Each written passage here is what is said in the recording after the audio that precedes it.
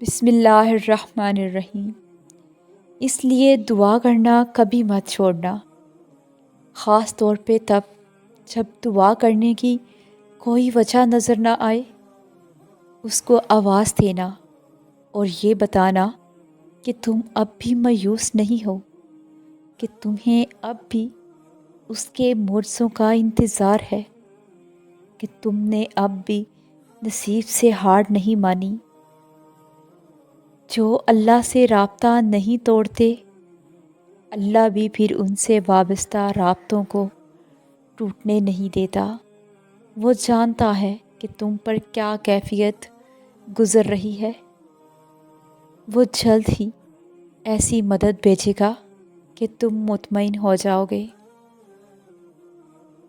پھر مایوس مت ہو، دل سے نکلی ہوئی ایک دعا ہر گماں کو یقین میں بدل دیتی ہے، اور اللہ تمہیں خواب تب دکھاتا ہے جب وہ ان کی تدبیر پر راضی ہوتا ہے، ورنہ اگر اس نے تمہیں وہ نہ دینا ہوتا جو تم مانگ رہے ہو، تو کیا وہ تمہیں کبھی دعا کی توفیق دیتا؟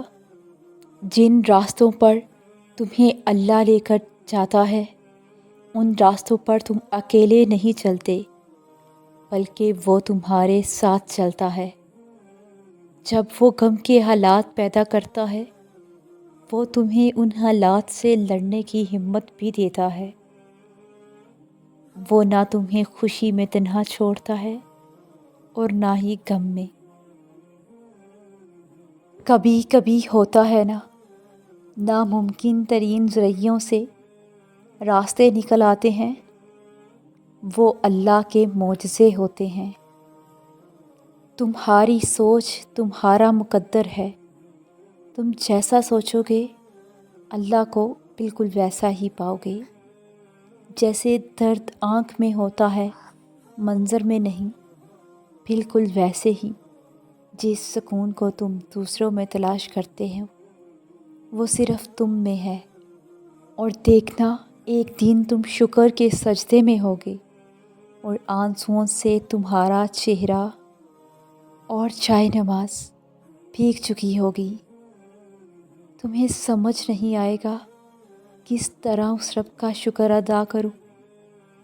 تمہاری وہ دعا جو تمہیں ہر نماز میں یاد آتی ہے، جو تم سجدوں میں گر کر مانگتے ہو، جو تمہیں بے چین کر دیتی ہے، وہ ضرور قبول ہوگی۔